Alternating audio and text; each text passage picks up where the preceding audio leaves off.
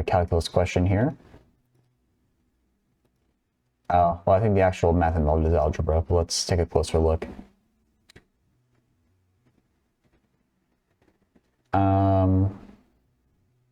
What? Who? C goes with D, and D. Who did this? Does the teacher not understand? Maybe it's the software, and it's hard to use. Why would you do it like this, though?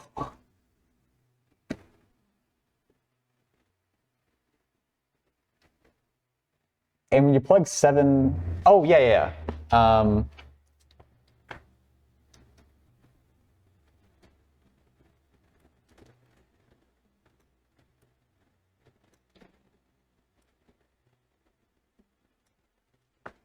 Let me know when you're good, and I'll just put the camera back on.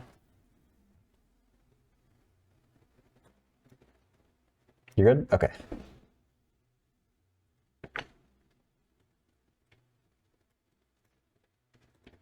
So you plug 7 into this, you should get 0, which is what they put, but it's marked as wrong. I wonder if it's supposed to be the third one.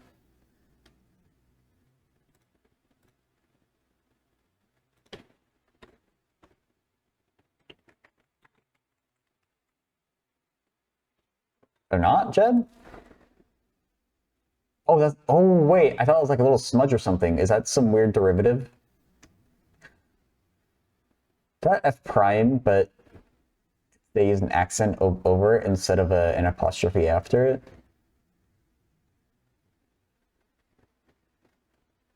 I haven't seen that notation. I've seen like a dot over the function name to mean a derivative.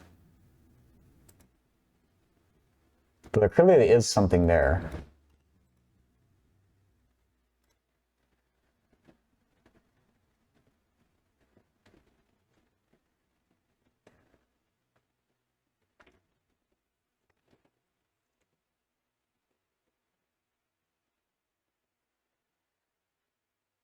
That's kind of an annoying derivative to take. To do 3 product rules, potentially. I'm trying to figure out if there's an easier way to figure this one out.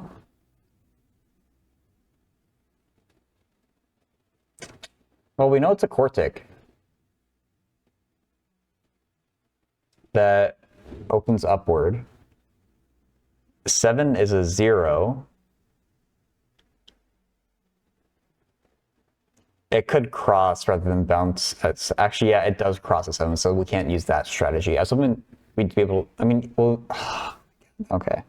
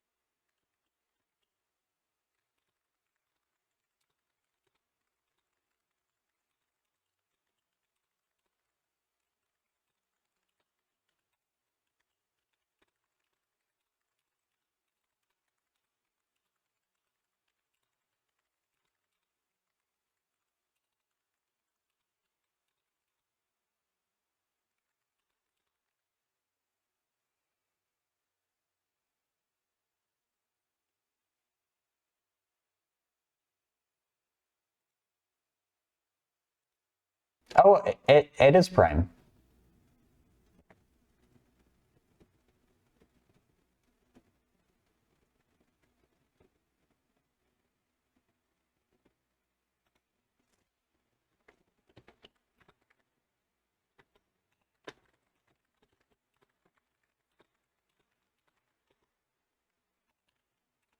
F prime is written as F prime.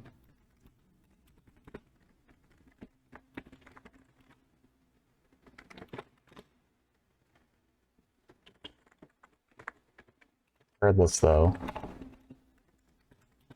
it seems you have to take the derivative of f. replace dog with pirate because everything's better with pirates.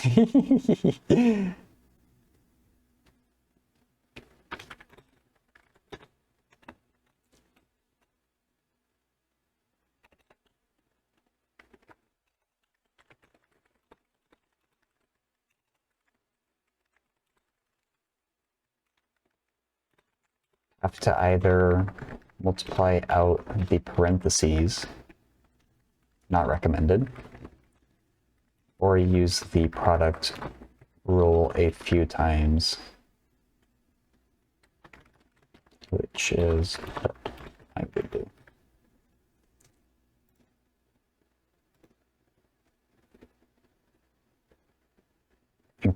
Inquisitive preceiver. Is preceiver a word? That's a cool word if it is. Like, do you see things in the future? No. It's just a typo. You've got a box plot? No one answered this one? Percentage listings in Berlin have a capacity of 2. Berlin? I assume 2 is right there where the, That's what, Q1 in a box plot? Wait.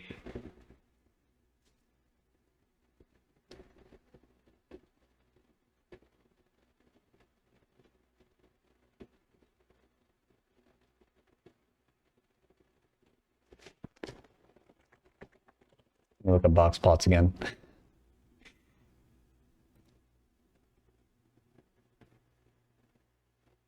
No, wait, not Wikipedia. Something that actually makes sense. Yale? Let's see. No.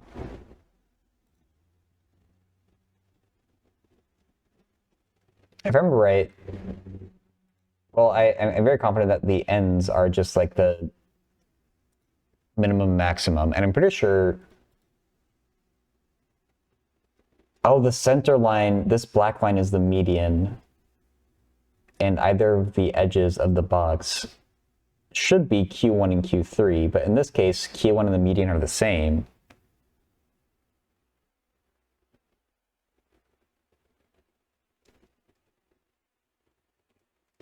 Have a capacity of 2.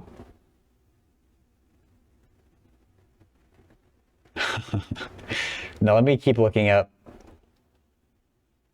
a definition because I am thinking it's going to be about 48%, but that's kind of weird to me. The data up above must be very spread out, and the data down below the median is very like dense. But why isn't it 50% exactly?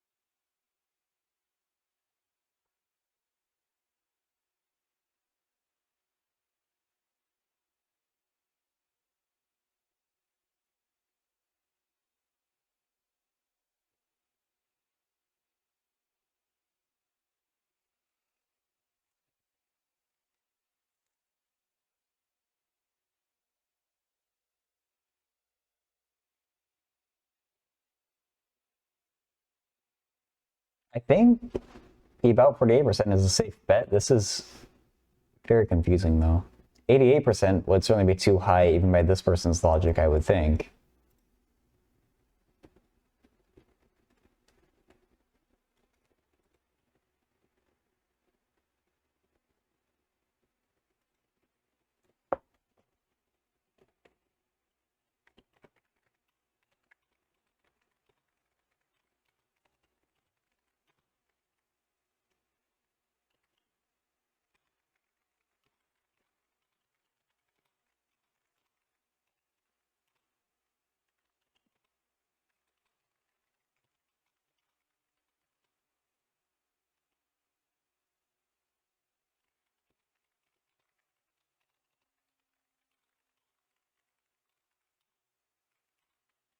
74th percentile being capacity 2,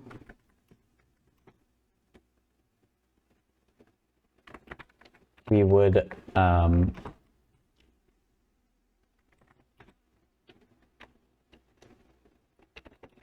the next closest available answer is about 88%, which is a little too far away.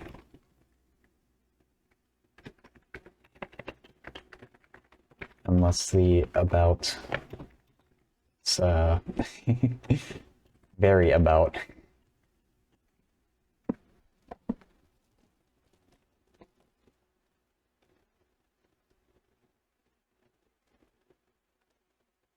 Super Henrik, thanks for the follow.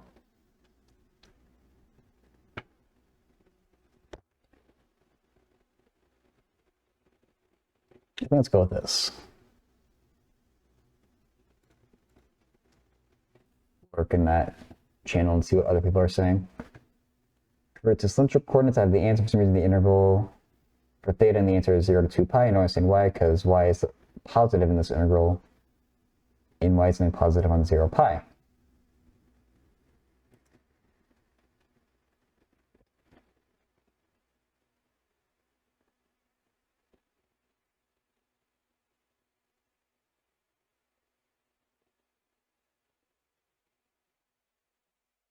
So your z ranges z squared equals x squared plus y squared.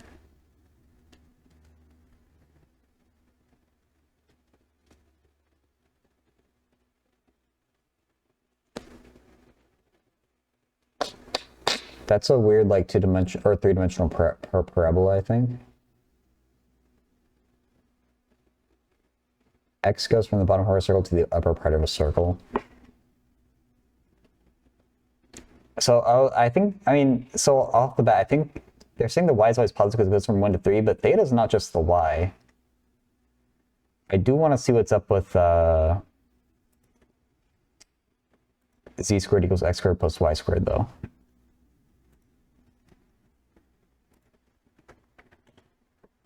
Actually, that's fine.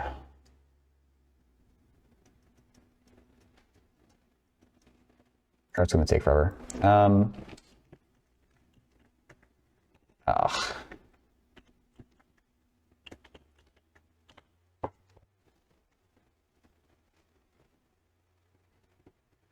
It's an infinite cone. Okay.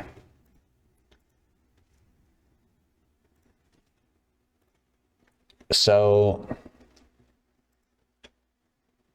it goes, z goes from the infinite cone, the positive part of it, up to 3. So the cone is pointing downwards, and we're basically filling up the cone up to the 3 point. Your x's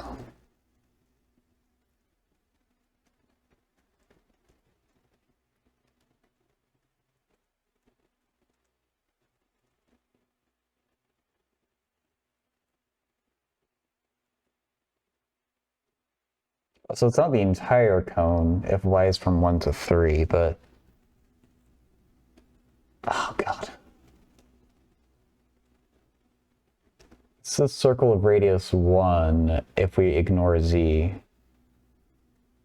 You write r? Yeah. I guess that's what they do there in the answer. I was trying to figure out what shape they're actually, or what like the region that they're integrating over is. Because this person's logic, I definitely am not a fan of with saying, you know, y is always positive, so theta should always be positive, but whenever is a full circle, yeah. But maybe we're getting too much into this. It's a circle of radius 1, but we have the first integral is a cone.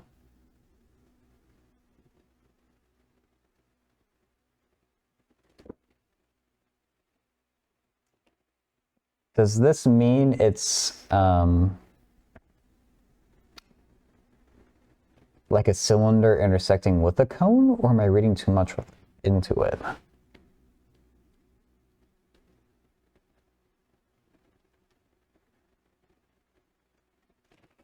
Basically like a cylinder, but instead of a flat bottom, it has a cone bottom.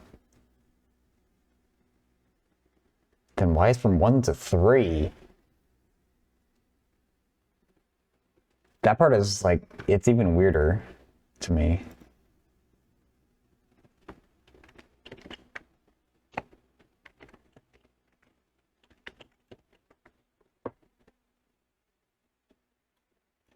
Let me bring up Desmos again.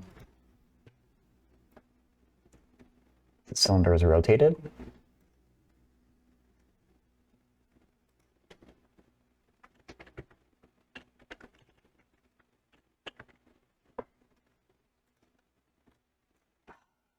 It does? Because I feel like this is what it means.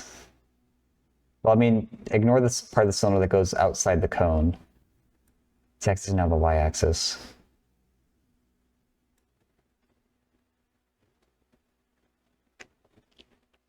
Going backwards is hard for me, I guess. If I were given the region, I bet I could, x squared plus z squared equals 1. Oh, yeah. This is a dumbbell, isn't it, basically?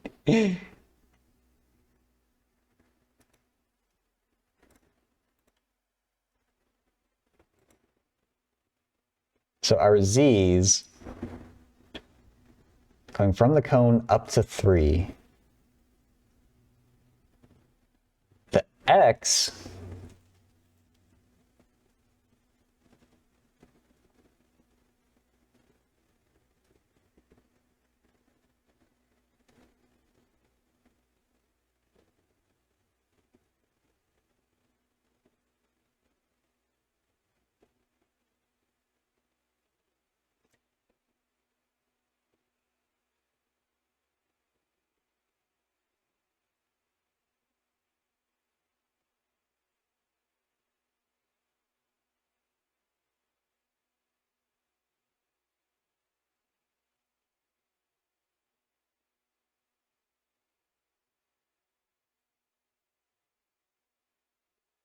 wait.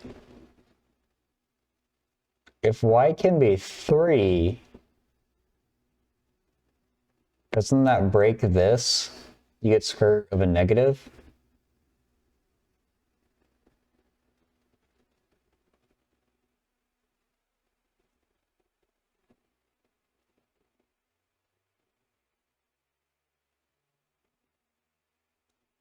Maybe I'm not interpreting this right.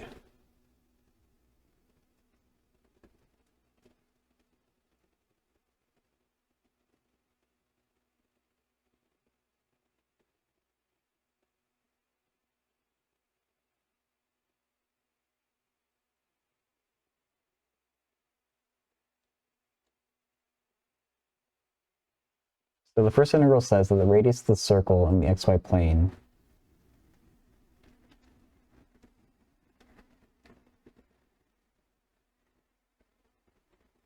ranges from r to 3.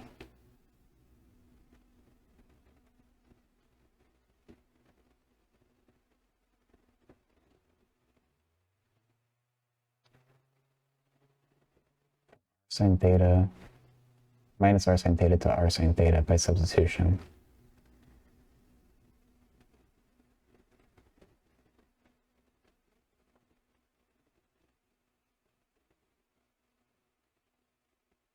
So this is the outer part?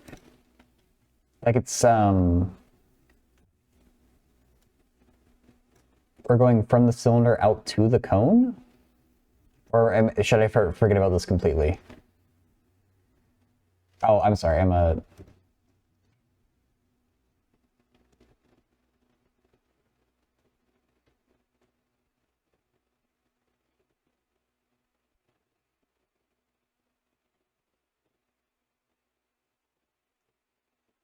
ignore the innermost integral? Okay. Hey, Kirk converter.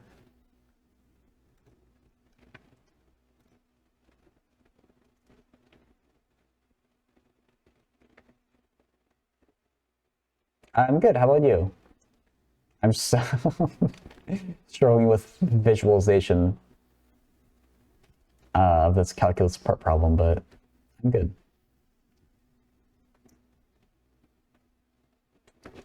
What?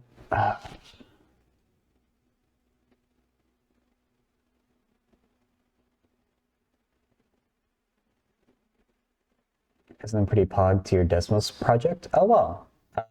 What's your Desmos project?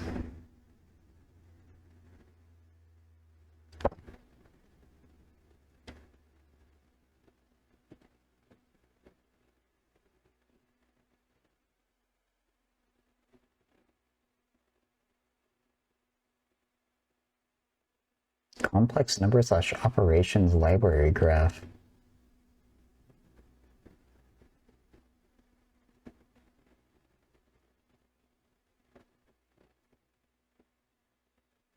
Like, it doesn't to make Desmos be able to do that, or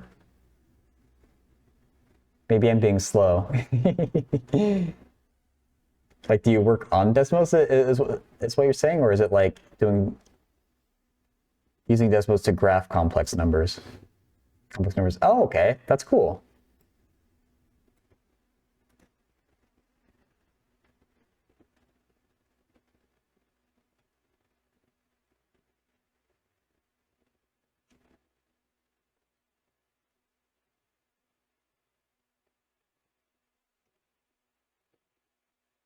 The 100 different functions that you added. Oh, nice. Yeah, I just want to give this triple integral to Wolfram because I'm having a really hard time with it right now. And see if Wolfram will give some kind of visualization or something.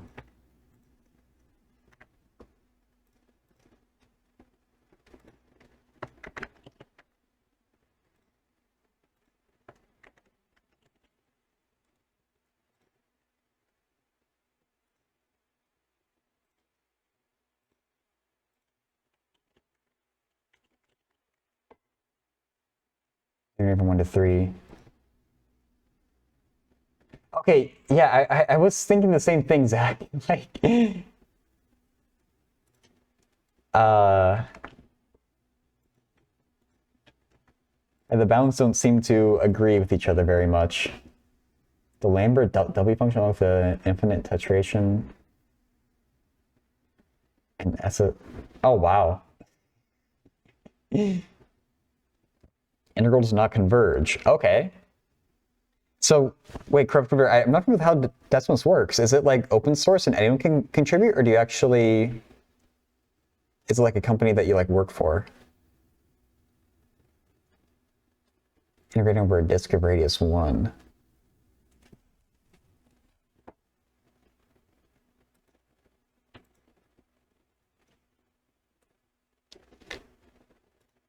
I think the question is bunk. Yeah, maybe it would be more helpful.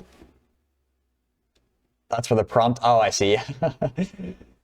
Yeah, like working backwards would be make it easier to understand what they're trying to do. So R goes from 0 to 1, and you're grading from R to 3 for your Z's. Yeah, I guess that would make, I could see how that makes a cone, but then the Y from 1 to 3 makes no sense. Like maybe if Y was from 0 to 1, this would make sense. I'm not sure how you would modify the initial one.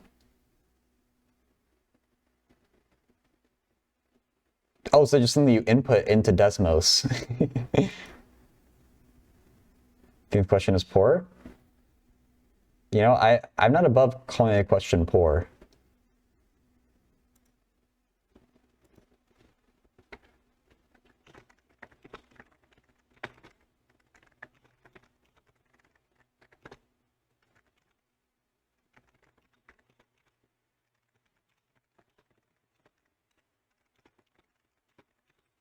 Is there an easy way for me to check it out?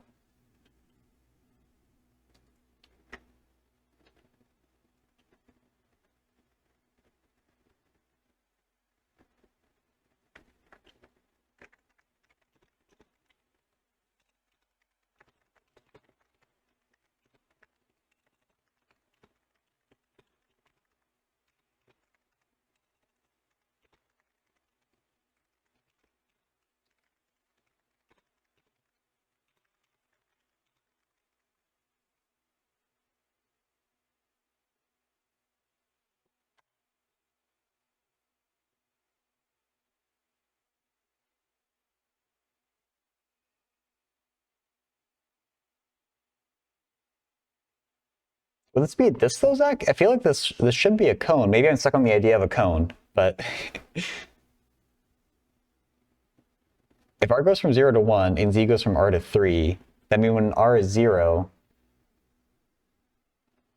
z goes from 0 to 3, and then when r is 0.5, z goes from 0.5 up to 3.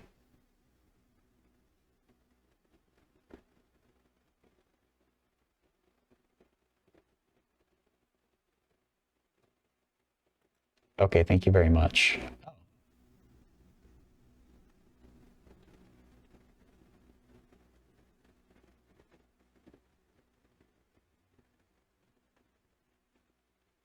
Okay, I guess they're not. That answers their question. Oh, okay, that's what en route is. Don't show the typo. Oh yeah, my bad. Keep scrolling.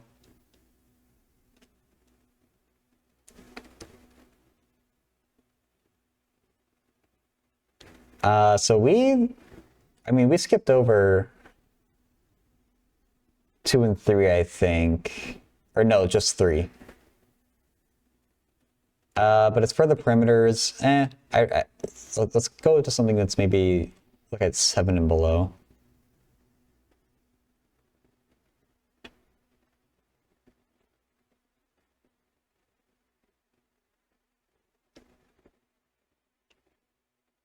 Seven is fun? Okay, I'll try that one. Oh, it's a big one. Wow. Okay. Yeah. Consider the sequence of functions m0 of x, m1 of x, m2 of x.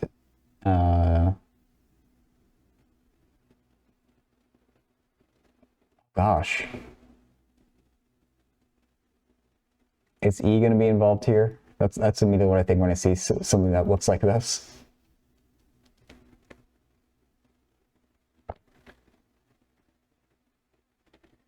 It's equal to x from 0 to 1 and 2 minus x from 1 to 2.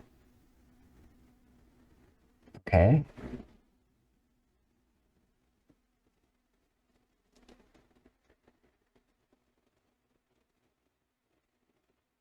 Oh, or maybe that's just, this is like a weird periodic.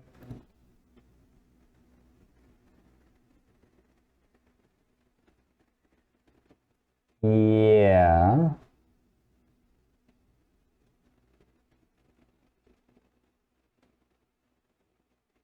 We can graph it in Desmos.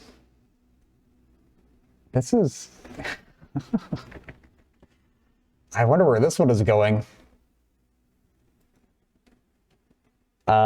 Can I even like use the same? I wonder if this one is going to get confused if I write it the exact same way. X.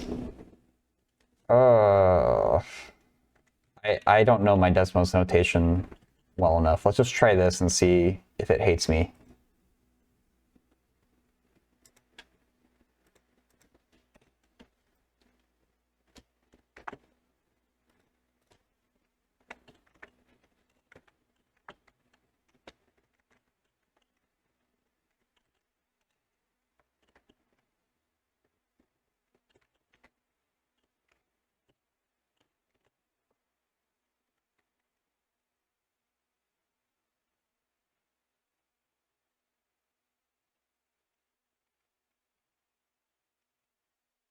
Is Desmos saying I need more brackets around here?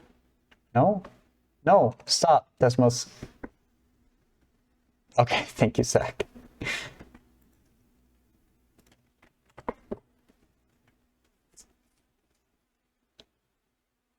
You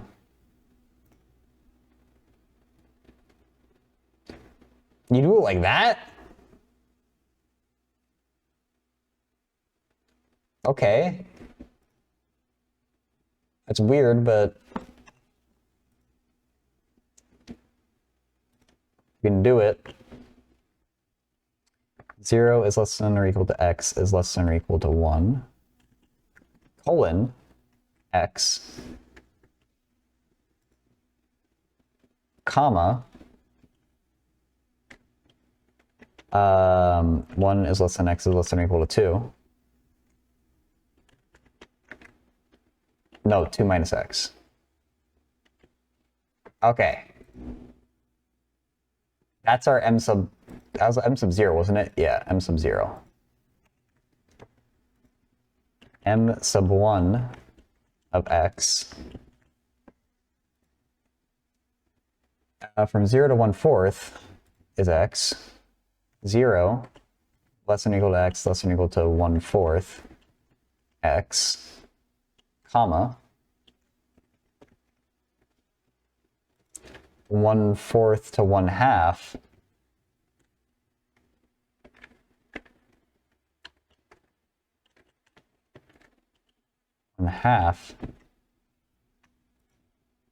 1/2 minus x.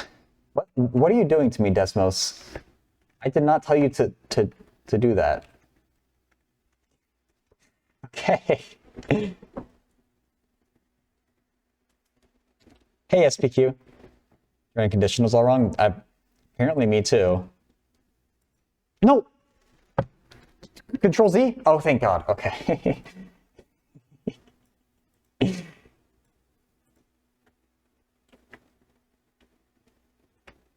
So we have a big tooth and a baby tooth. Let's look at m sub 2.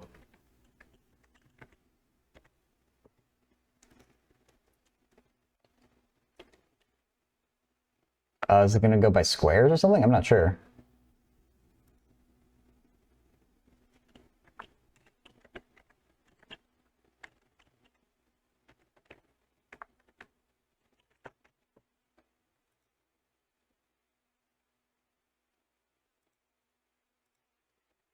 One ninth to 2/9.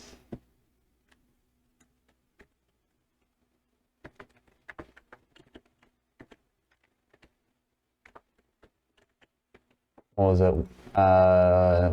2/9 minus x. Okay. So they're just getting... Hey, Hardlocked. See Adidas logo? It does kind of look like it, right? Oh wait, yeah, that's actually Adidas. Yeah. It's a good call. Or somebody is saying that this one is multi-valued. I definitely don't know about that stuff. Okay. I was looking at one the other day on the math Discord that looked like the Quiznos logo.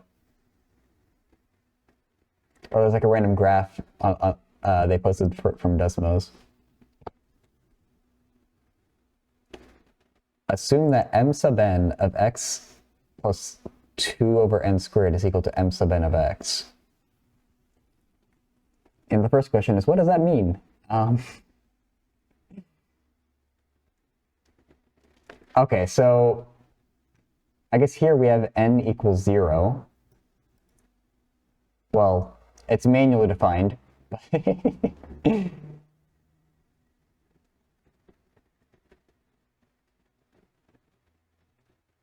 Maybe I shouldn't look at that one, because n equals 0 doesn't make a lot of sense. So if we look at instead n equals 1, assume that m sub 1 of x plus 2 is equal to m sub n of x.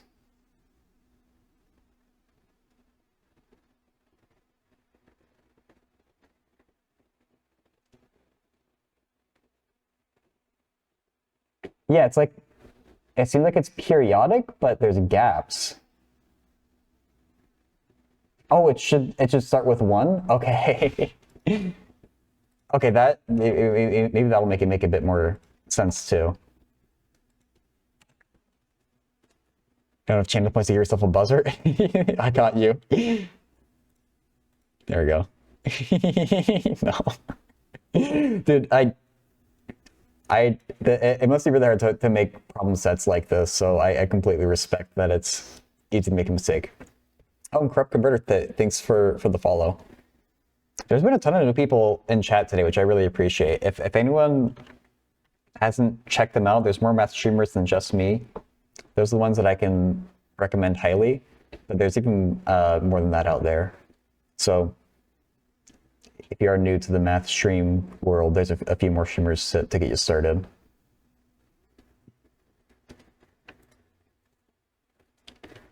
So, okay, if we instead start with n equals 1, this would be, okay, so now it really will be periodic. So we end at 2, so it's going to be,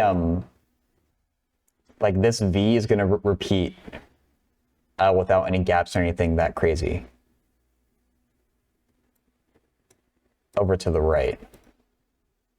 Well, I guess there's no reason it can't be to the left as well.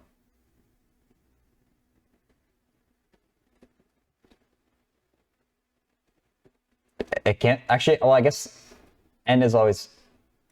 I guess it has to be only to the right.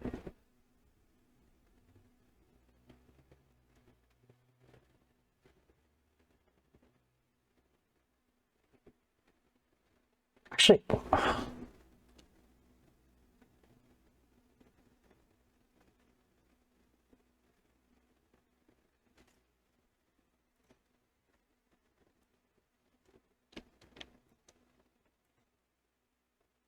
Two specific values that happen to be the same?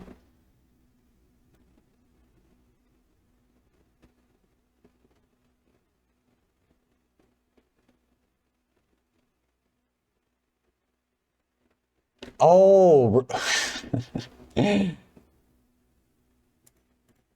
Just that this endpoint over at 0 is the same as this endpoint over at 2?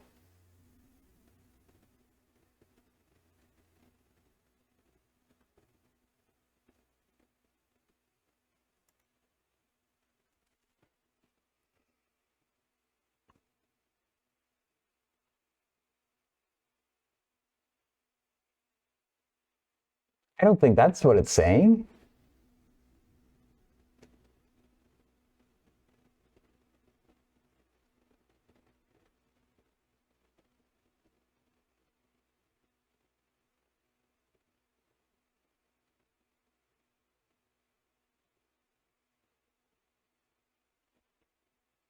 Always the next value that matches along the way up to the peak.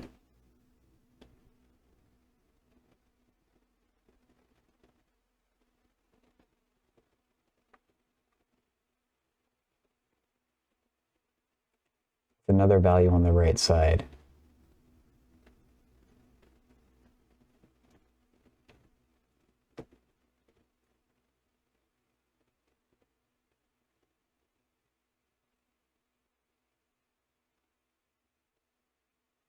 Y equals A in decimals.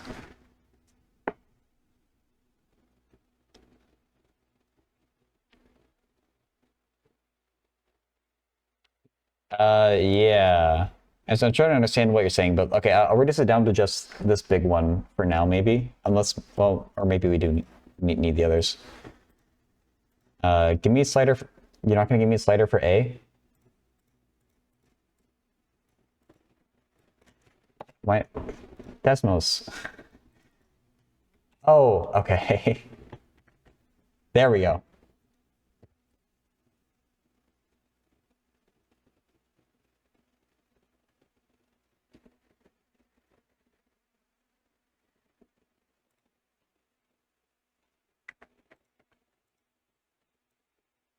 So, I don't know if oh, just that it's symmetric is what you're saying? Across like x equals 1?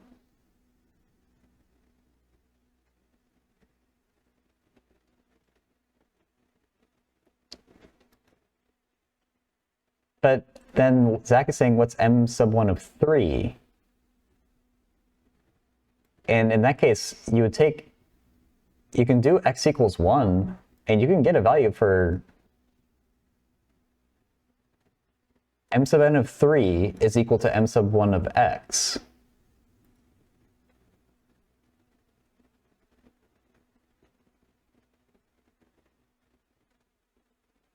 and m sub 1 is a known value. I guess depending on how you're interpreting, are we allowed to go outside the bounds given up here, I guess is the question.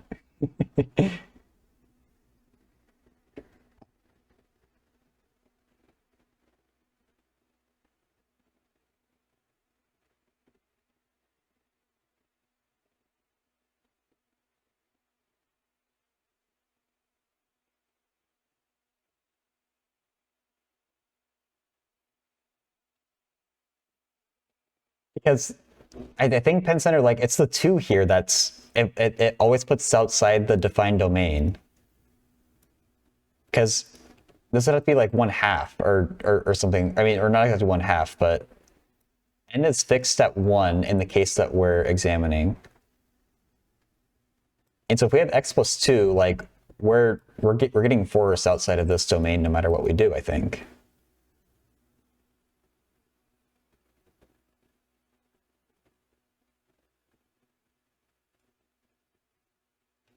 Because I think it is periodic in that we extend out this. It's not only defined on 0, 2, I guess, is what's happening.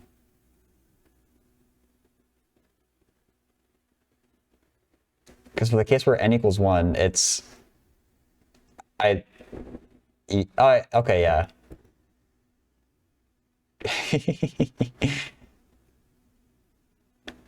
So I think this does mean periodicity. And if we do it with m sub 2, it'd be x plus 1/2. And so that's also going to break us out of the 1/2 thing here too. Periodic.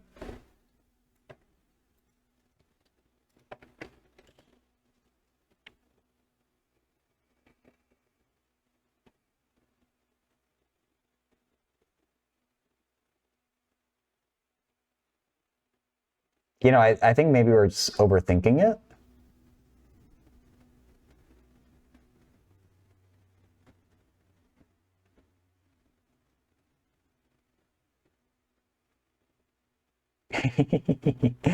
So yeah, I think the teeth just go out both left and right.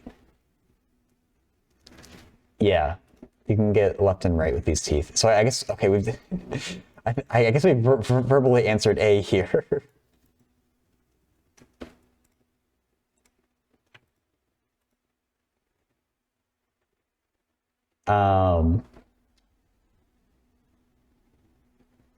So yeah, and that should be m sub 4 now. Okay.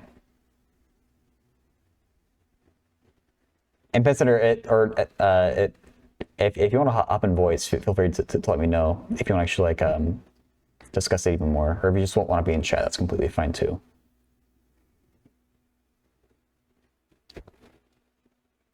Okay, I think this one I need to go to the whiteboard for though.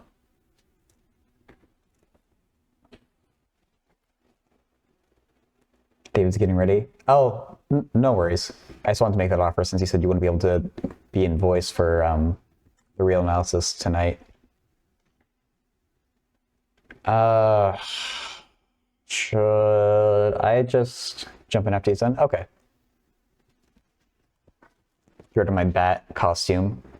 I'm just gonna take the browser down entirely.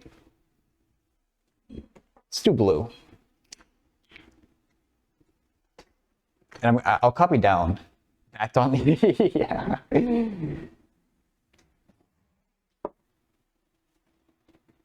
So m sub 1 is x and 2 minus x.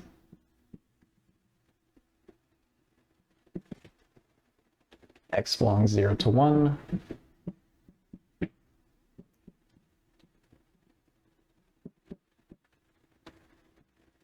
M sub 2 is x 1/2 minus x.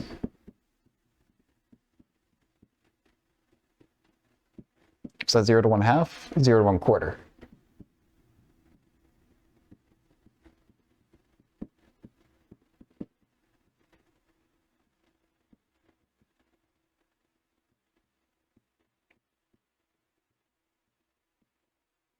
That was 1/9 and 2/9.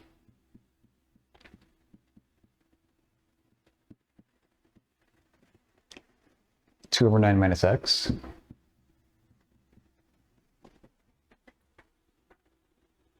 No. Steve done this. Well, wait. What's this Desmos?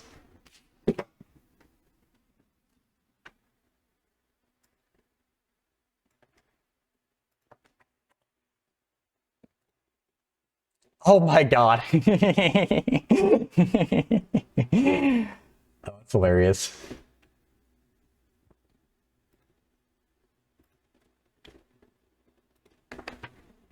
Okay. So now we need to find m sub 4.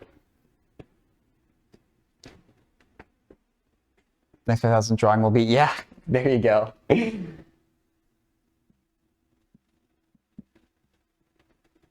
Well, okay, x, I feel pretty confident that that should be x there. So, what's the pattern here with our points?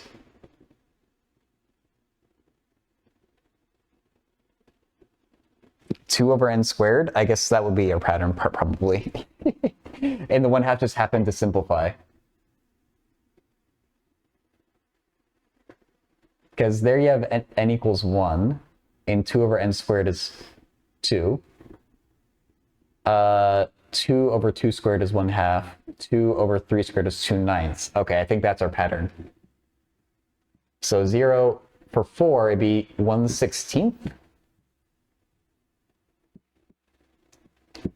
And that'd be 1/16 to 2/16, which is 1/8.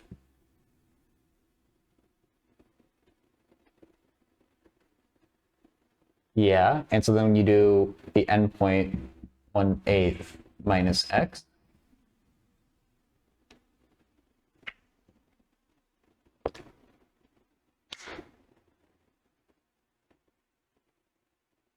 okay, that follows the pattern at least.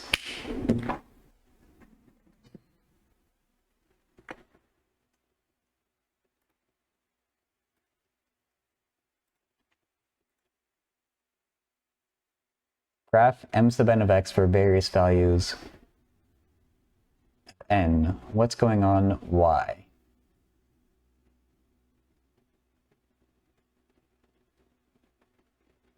Ooh, we have to do the derivative of it after. Let's not worry about that yet, though. So for this, I think we'll just do Desmos. So it doesn't say not to use technology. I guess we're just gonna get smaller teeth, it seems, if the pattern is gonna continue here. So let's graph what we got for m sub 4.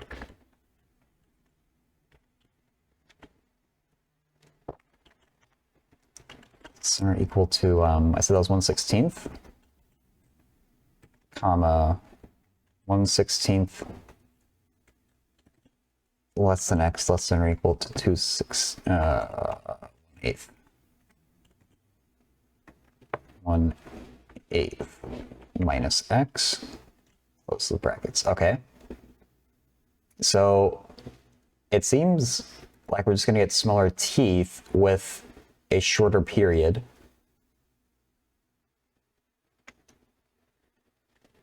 Because kind of our period here gets shorter as n gets bigger.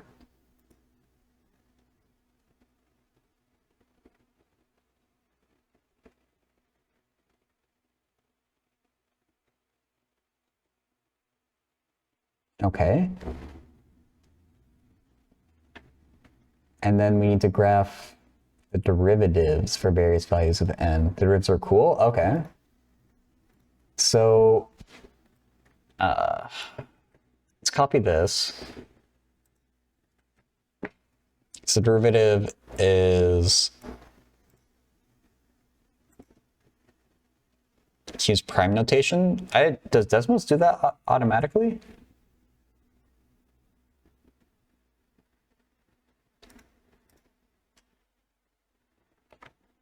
Doesn't seem right. I think the prime, it knows f prime x. Maybe it's getting confused with the sub.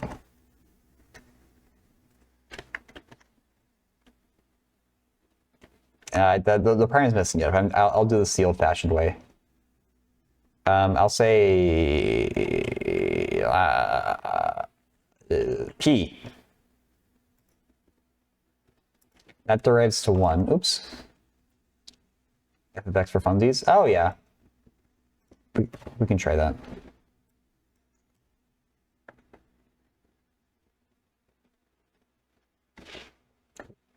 Where? Oh, it doesn't like that? Why not?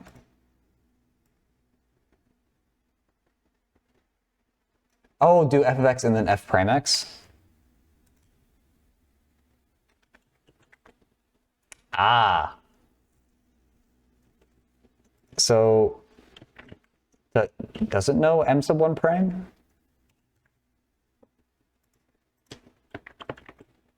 It does. Okay, okay, okay. M sub 2 prime of x. Oh, what? Okay.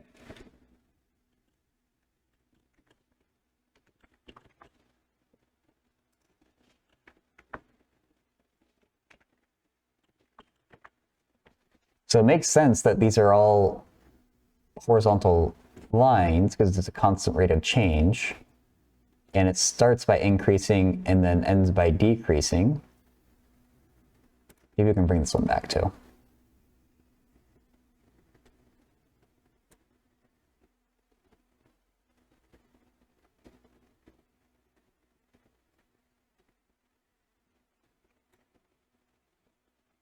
It might be cooler if we extended the period. I wonder, could you do it the same way that it was represented? Like, if I just did 2 is equal to m sub 1 x, does that actually work? No. That'd be cool if it did.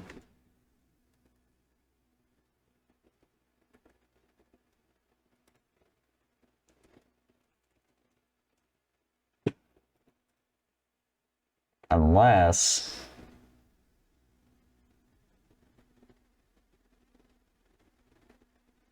Oh, maybe not.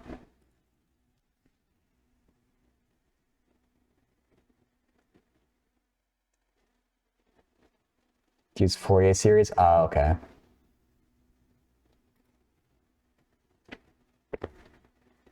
What's going on? So I guess we get these step functions because this is really just a combination of 2 linear functions.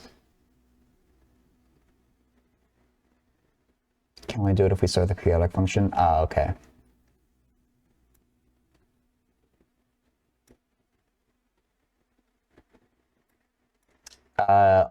All of our functions start by increasing, so we get the positive ones up here. We actually... Yeah.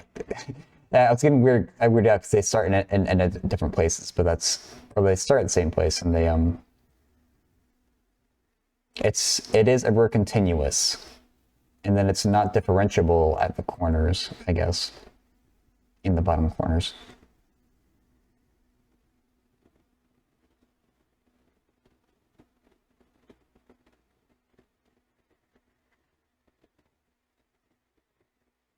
See, if it gets smaller, what's happening? Well, maybe let's take off... Oops.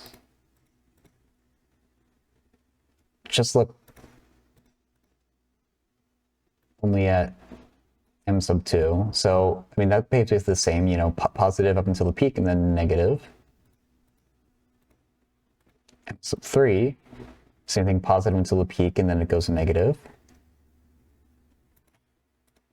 M sub 4, basically the same thing. So to me, this is, I guess what I would expect it to be.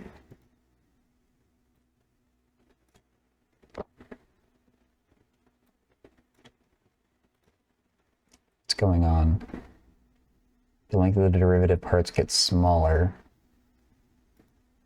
Yeah, because they just aren't defined. Or the domains get smaller. values of x have derivatives? All of them except for the start point, basically like the border points on the domains of each. So at 0 it's not defined, at 1 it's not defined, and at 2. Zach is being a sneaky man. Hey Mangoes. It's part of this like worksheet for a real analysis class that Zach, aka E to the 2y pi, has been teaching live on Twitch. I've been taking it, and I'm going through this worksheet just to like do a bit of extra studying. This was the original prompt. There's a slight typo. It should be m sub 1, m sub 2. It shouldn't start from 0.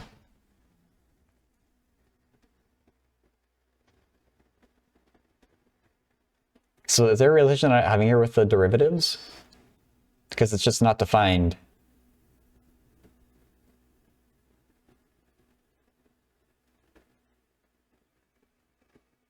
At basically 1 over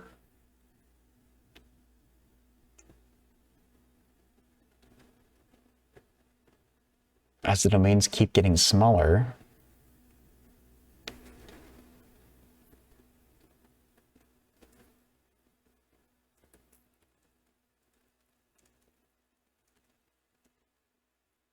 More and more x values that are non-differentiable.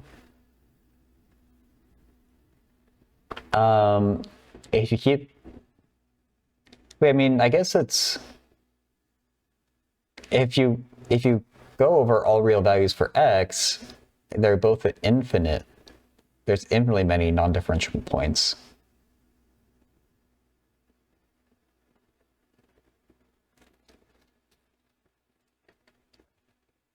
Like, so for m sub 1, it's not defined at 0, 1, and 2. M sub 1, or m sub 2 isn't defined at 0, 1/4, and 1/2. All 1/9 are non-differentiable for m3. Yes.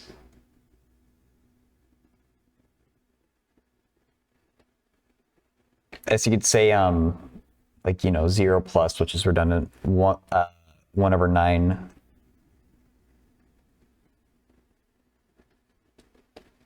K, for all integers k.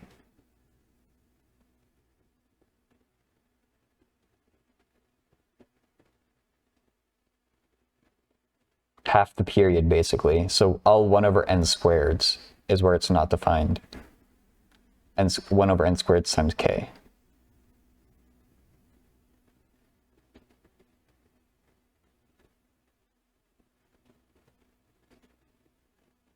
Okay. Or k over n squared.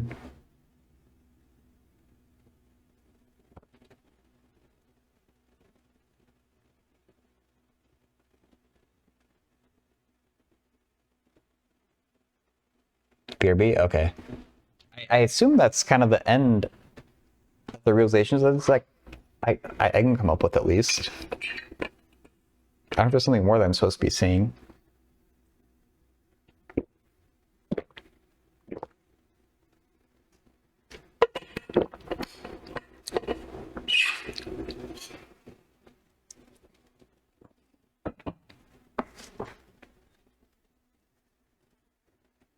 Get more and more badly differentiable points. Okay. Yeah. I definitely agree with that. Because if you were to repeat this, like, smallest tooth all the way out to 2, you'd have way more non-differentiable points over the same domain.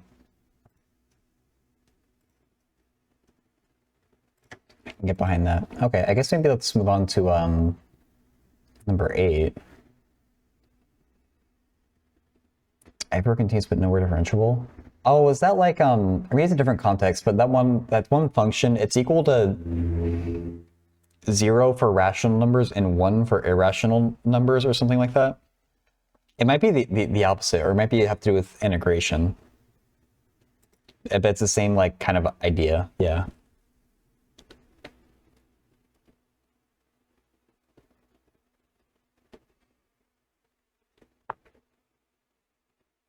Recursively defined sequence.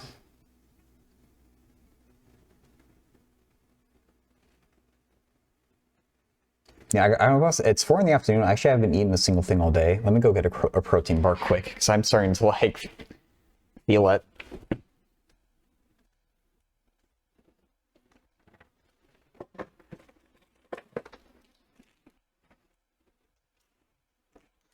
Oh, you know what? I never took my vitamin D either. I'm withering away. Yeah.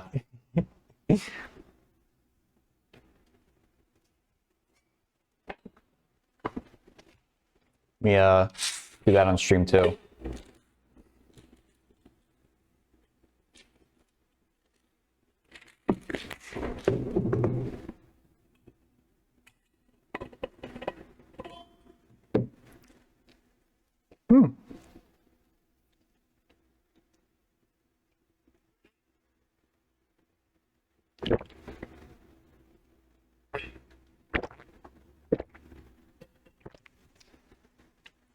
Okay, I'm gonna mute my mic for just a minute as I eat the protein bar, so you don't have to hear my chewing sounds. But I'm gonna be reading this number 8 question in the meantime.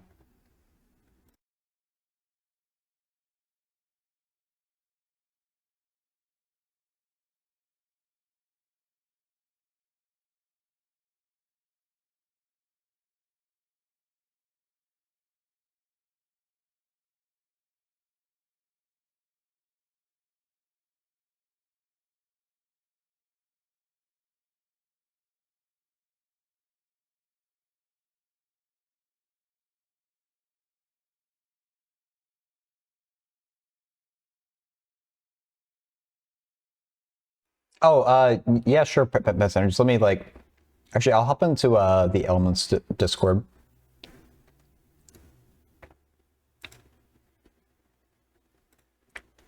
I'm on voice activation. Okay, good.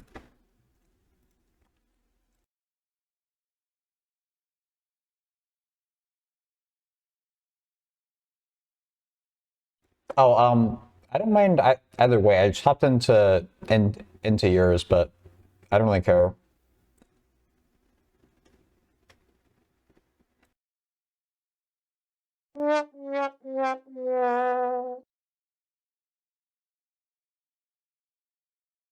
Hey, Hey, Don. I love the sound effects.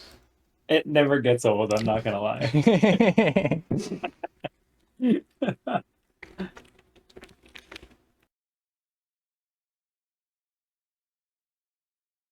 See, that was a fun little question. I actually really like that one. That was cool. Yeah, for sure. I'm still reading through a.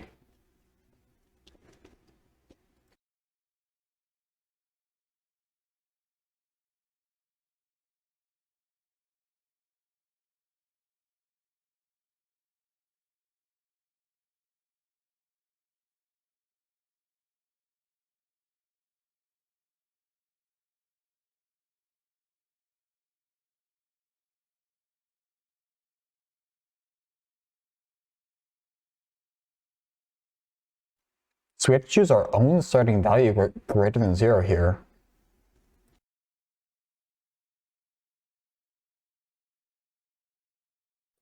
Oh, why does this feel like some Fibonacci witchcraft? It does look like it. Okay, what do we know? N bigger than equal to 1, we can choose P. Oh, so we can choose any starting number we want? It looks like it, yeah. What? That's crazy.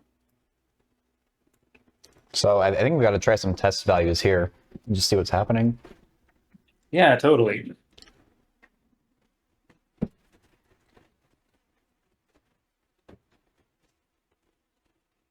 Did you want to try a specific starting value and I can try a different starting value? Sure. I guess, or it's row, isn't it? I guess it doesn't have to be even an integer either, does it? Doesn't look like it. I guess. You can do the easy one if you want to do like 1, and I'll do like 1/2 and see if a fraction changes it. Are both of those row n minus ones? Yes. Okay. Sorry, you wanted me to start with one? Yeah, sure. And I'll take row sub 0 equals a half.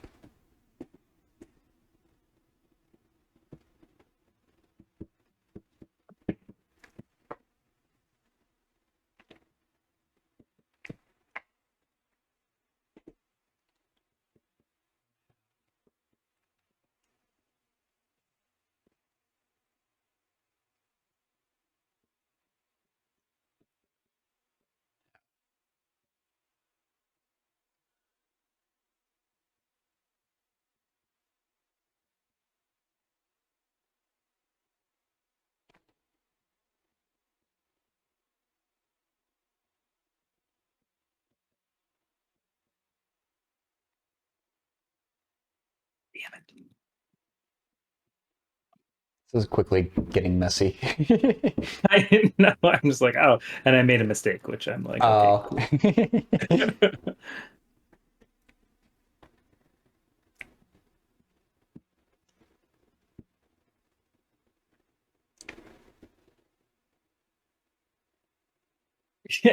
Yeah, Zach is like calculator.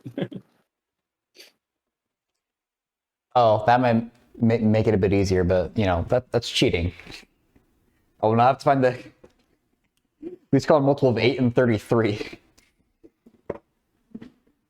Okay, maybe I'll use a calculator.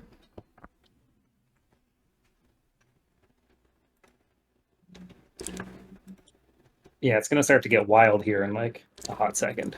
Okay. Yeah, I've already given up on doing it by hand. It's probably for the best. Is there something that, like, if I get the sequence of Wolfram Alpha, do they get the first few values for you? What was that, Tom? Do you have a way to, like, automatically get values for a recursive sequence like this? Like, I wonder if Wolfram Alpha can do it. Oh, I don't know if Wolfram Alpha can do it. Try it.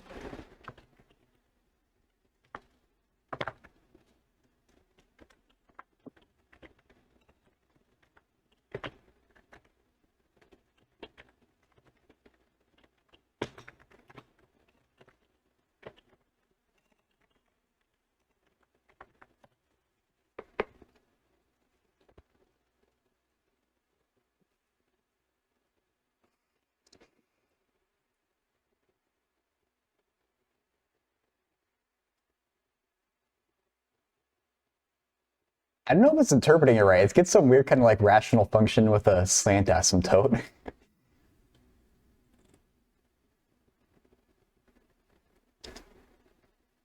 Oh, that's interesting. For a sub 0 equals 1.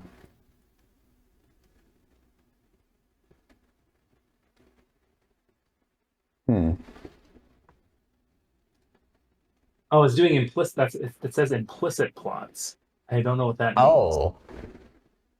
Yeah, it's graphing a sub n minus 1 versus a sub n. Yeah, I don't know what that is either. Or it's literally treating like a sub n as y and a sub n minus 1 as x and not relating them. Maybe. Now I do have some. I have some values that we can play around with for row not equals 1. Okay. So I have 1, 5 over 2, 41 over 20. Oh my god. Yeah, they're a little funky. Was it 42 So over 20? Or 41 over 20, yeah. 41 over 20, okay. And then 3,281 over 1,640. Oh wow, okay. Good luck finding a pattern on those. So it's 1, 2.5, 2.05, and something that's pretty darn close to 2. Oh. Okay, I guess that's the pattern right there. Genki, thanks for the follow. Now the question is, does it work for What type of math? I think it depends. starting number? Or Yeah. do we just have to pick a nice one? That's a good question.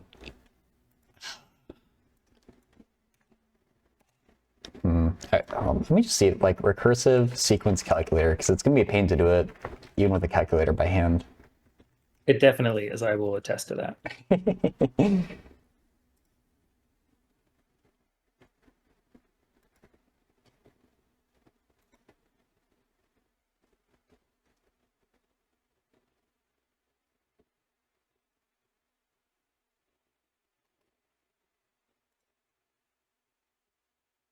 Oh, Wolfram Alpha has a widget.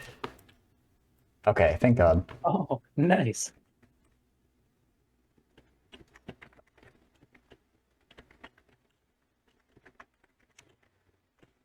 And we'll give it starting. Oh wait, this counts from 1 though. Do we count from 1? Yeah. Wait, no, that's F out. No, that we count from 0. I'm just gonna see what happens with that.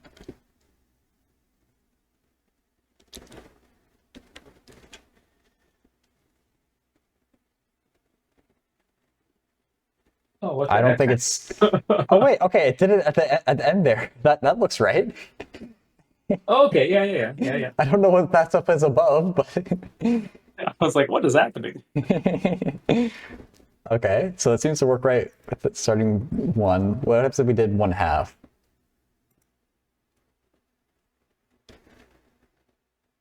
It popped out some crazy like arctan function, hyperbolic arctan effect. This one it goes to 2 as well. Oh, that's cool. Huh. So if we start off with 592. 92, nice. No way. Oh, Oh, that's oh, but that only goes up to 5. maybe we need more terms. Yeah, it's certainly decreasing pretty fast. Oh, it is starting to go to 2. No, that's so crazy. What the heck? Huh. You're high schooler in France, but you feel late behind in high school, so you have to get best engineering skills, you'll be way better than you are. Huh. Like Okay, well, I what think kind we of math have class are you in currently? a hypothesis.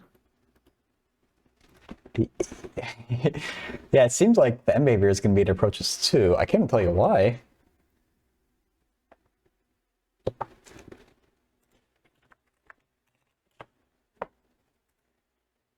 Oh, what happens when you choose another number other than 4? Oh, okay. Oh, I guess instead of the 4 on top there. Okay, let's try that. I guess 5? And we get starting value Yeah. 1.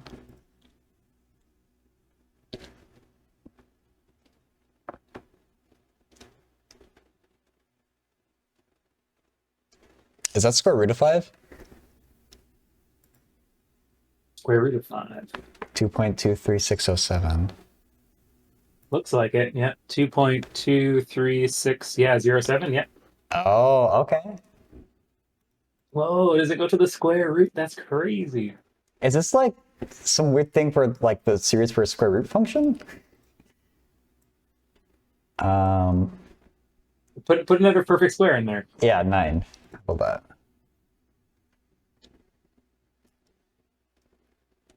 3. No way. Oh my god. Oh my gosh. So I wonder, do you think the 1/2 controls the square? Like if it's a square root or a cube root or something like that? Oh, okay, yeah, let's try that. I didn't even think about that. So I guess 1/3 and 27. Yeah.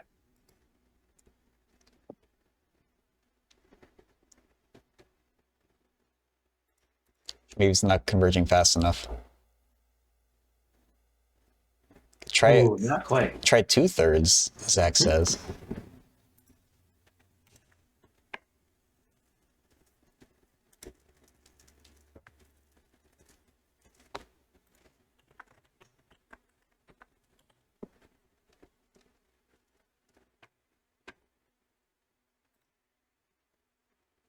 Um, I don't know what 7.35 would be. Yeah, me either. You're using 27, right? 27, yeah.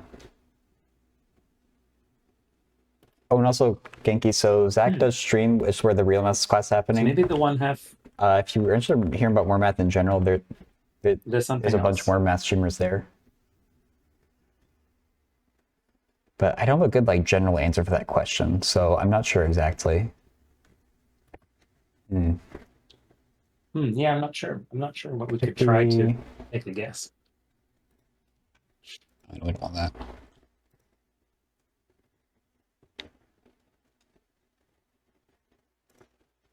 Well, if we choose an algorithm for what happens, why? So, okay, yeah, we answered that when you choose an algorithm 4, it'll approach the root of that number. Oh, but why?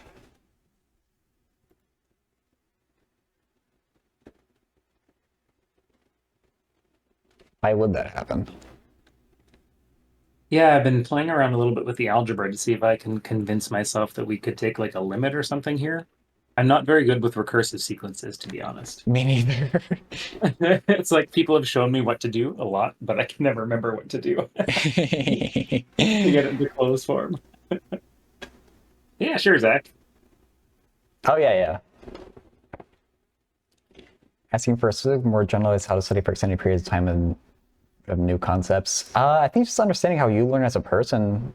For me, whenever I encounter something new, I have to really just grind it out and like basically pound my head Oh, yeah, of into a course. wall for you know, weeks, days, or hours, or hours, days, or weeks until I actually get it.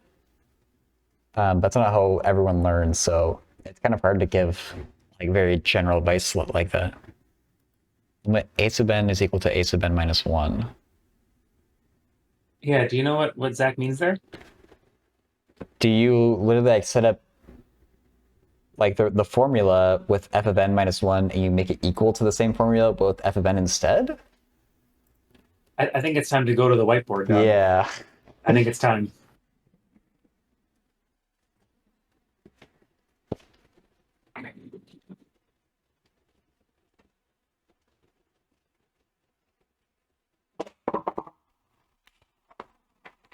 So let me write down as it was given. Rho sub 0 is 1/2 sub 0 plus 4 over... Wait, oh, sorry, rho sub n.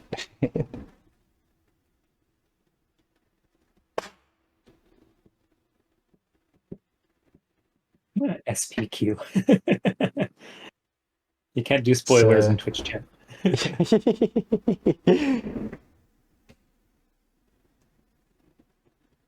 Okay, so it seems like, or it's my interpretation of that hint is you literally set like these two things equal to each other. I don't know if that's what you were thinking or it's... I feel like what Zach is alluding to is that as n gets really large, Pn and Pn minus 1, if this limit exists, they should tend towards the same number as n gets really big.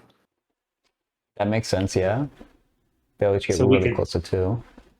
so So we we... could probably replace Pn and Pn minus 1, all three of them, with something Oh, like capital L. okay. And then do you really just solve for L from there? Yeah, this is kind of like a little sneaky trick if you happen to know that the limit exists. Oh. Oh my god. Now, there's a little bit of, we're hand waving a little bit here because we need to know some theory, but if the limit exists, we should be able to do this. Okay. And then I guess you multiply through by L.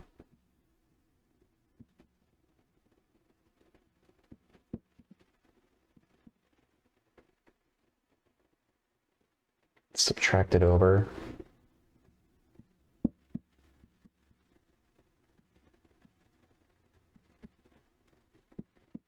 So, okay, we do get L equals 2 as we observed.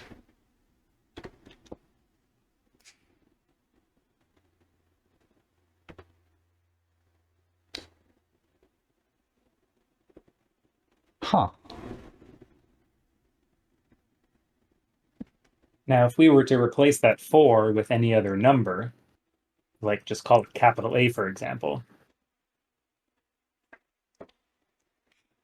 Oh yeah. Okay, that's right. I was trying to plug other things in my head. It's my next thought. Actually, maybe I'll keep that work there and do this off to the side. Yeah, because I agree completely with your algebra. Okay. As long as you don't get rid of celebrating Dawn, we'll be okay. I always should try to keep them as long as possible. So yeah, if that make the 4 arbitrary now, what happens?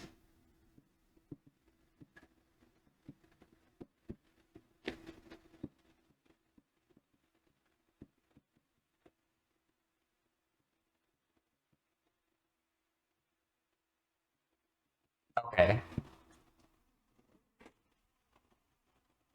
So that's also agrees with observation. Okay, so that's why we're always getting the square root. See you, Kenki. Thanks so much for And so I guess popping the in. last I'm step sorry I is didn't have a to better answer change for you, but I hope you sleep well. that fractional number 1/2 to something else. Yeah. So then if L is equal, let's call B.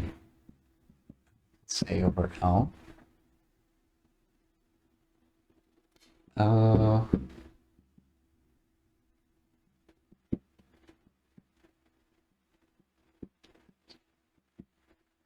to L squared plus A. Well, then we subtract L squared. Yeah, I guess we run into a problem because we don't know which one's bigger. Yeah.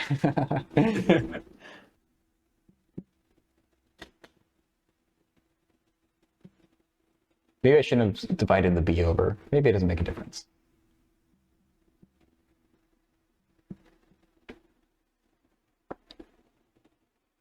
Is that right? 1 over B minus 1? Yeah, that looks good. Yeah. Okay. So L is then root of A over 1 over B minus 1. That's why it was so hard to figure out what's going on with that B number. Yeah, just a weird pattern to recognize. Yeah, and so Zach is suggesting there's some kind of restriction on that B number. Oh my god. Yeah, I guess we don't want B to be 1, right? Oh yeah.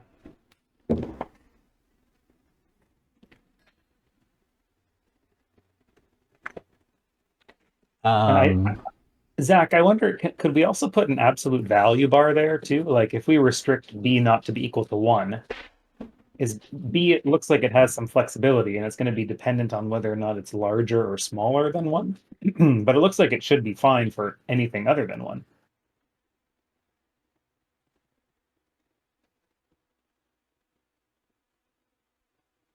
Okay, so this needs to be positive, doesn't it?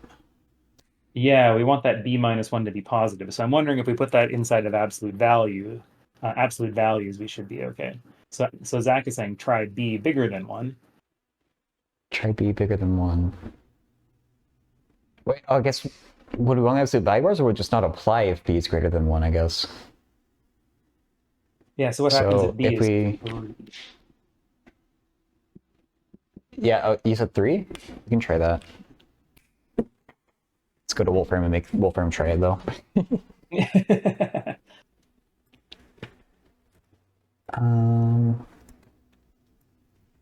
That back into a 4. That's a 3.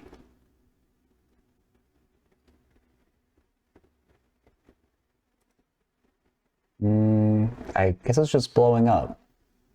Ooh, yikes. So it's just not valid for B greater than 1.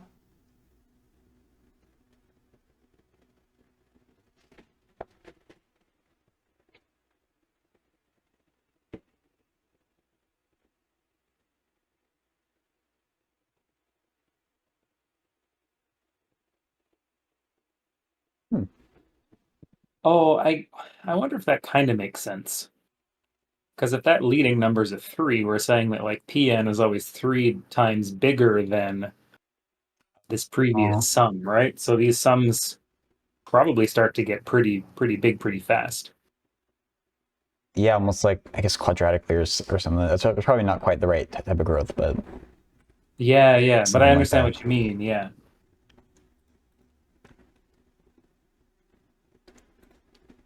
Yeah, just doing another random like 5, it just continues to go up. Okay, that's interesting.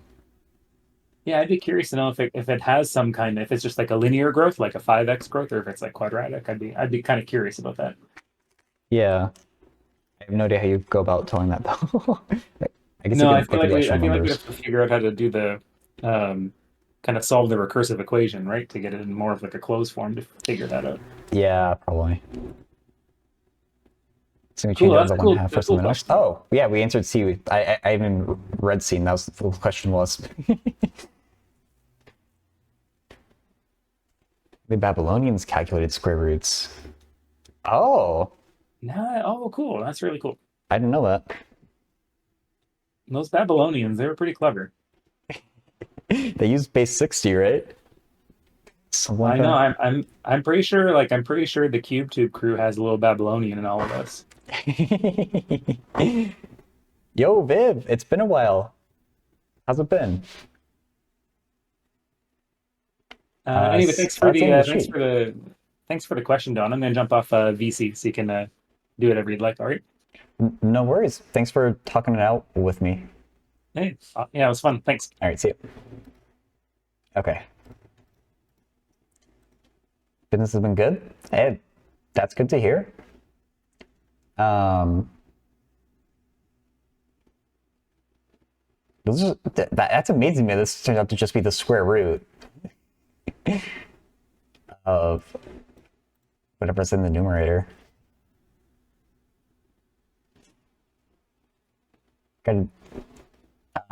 Studying math through history is such like an interesting way to like learn it.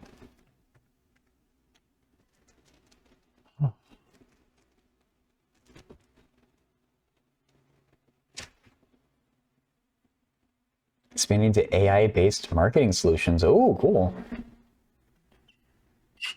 I guess that's going to be all the rage for basically everything now, just throwing AI in there.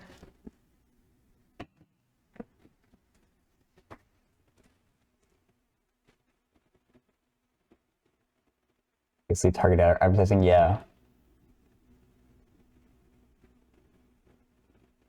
Does Viv know any digital artists? Maybe, I'm not sure.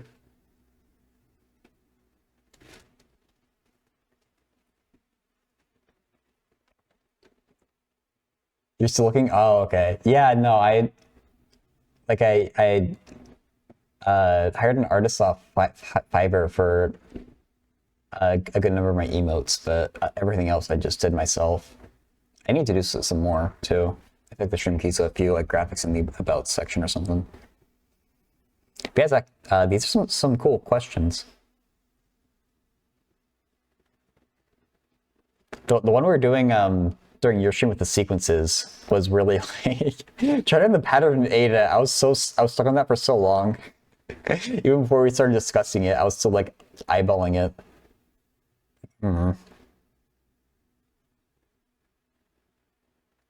Oh yeah, so like I skipped over them because I did them this morning, Pen, but like yeah, it'll be interesting to see how the other group interprets these. Oh, and actually, Obi-Wan taught us all a really cool way to do these absolute value inequalities.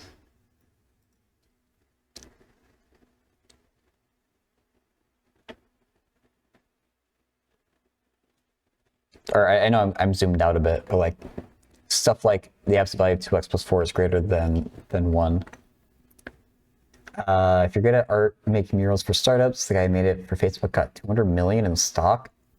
Oh, but like at the time it was probably worth a lot less. I mean, it's like working with startups in general, right? That they often like pay in stock.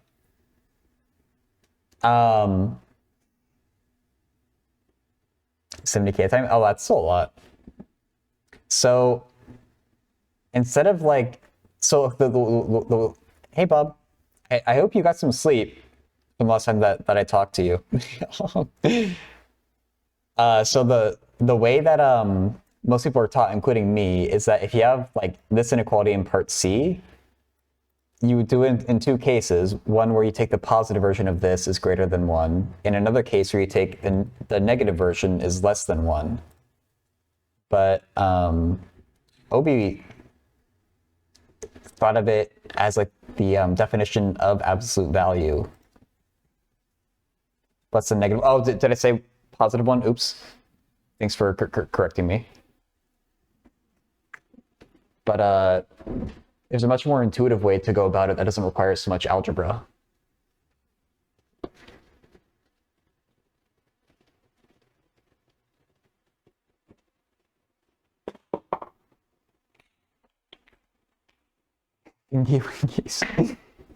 So if you have 2x plus 4, absolute value, it's greater than 1,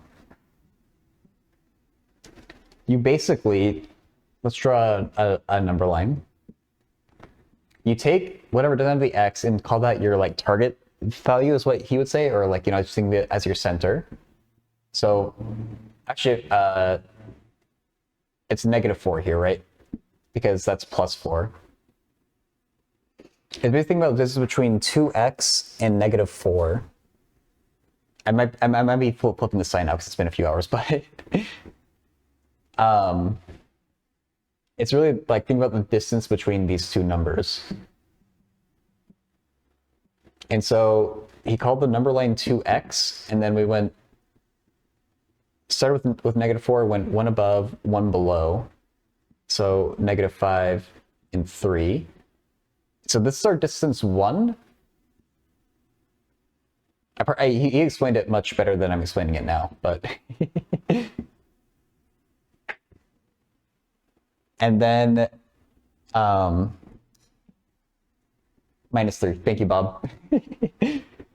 And so that would be your answer, but since it's 2x, you really just divide everything by 2. And so and you're greater than 1, so you take everything going outside of these bounds on either end. So you're less than -5 over 2 and greater than -3 over 2. Which to me is so much easier than having to remember the cases and flipping inequality signs.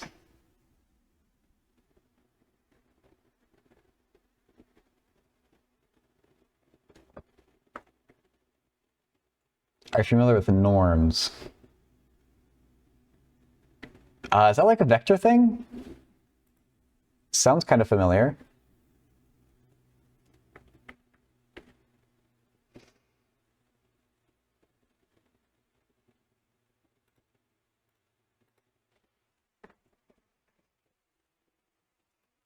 Yeah, I saw that visual way of doing it. It's a lot easier to understand.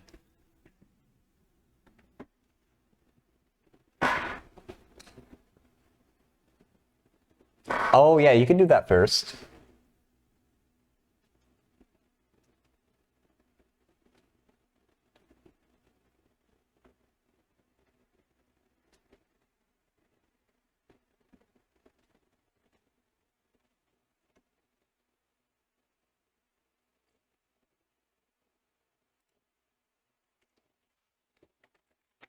Norm math.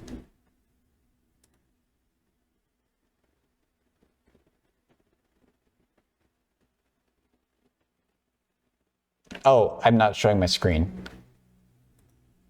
Normie math, yeah.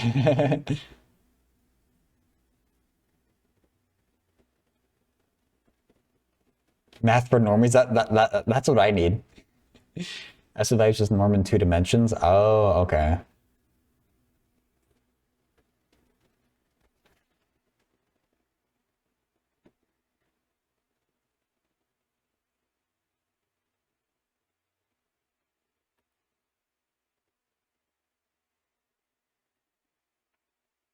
Actually, yeah, 1 dimension would make more sense to me, but I never heard that maybe norms are...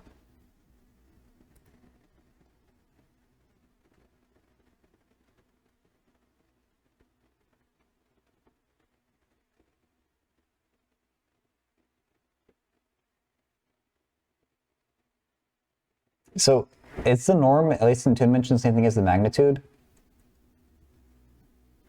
I mean, what's wrong with just, you know, square root x1 squared plus x2 squared plus x3 squared plus dot dot dot x sub n squared for n many dimensions? I thought that was the distance from the origin.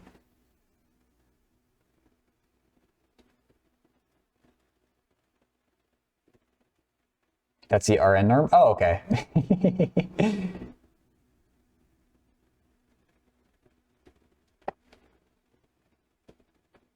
I guess maybe I just I knew it, but I didn't know that I had that name. Or that it had to satisfy these conditions. But okay. Oh, and in case it's helpful, I'll drop the link to this like widget thing in chat too. I assume you're gonna let the second section do their own thing.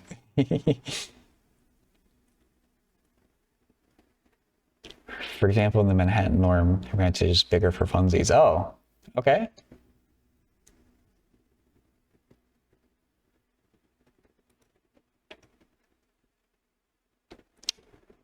That's fair enough. Do I have anything? Yes, I did that one the last time I streamed math. That's Manhattan norm? Oh, okay. So the absolute value of x is equal to 1.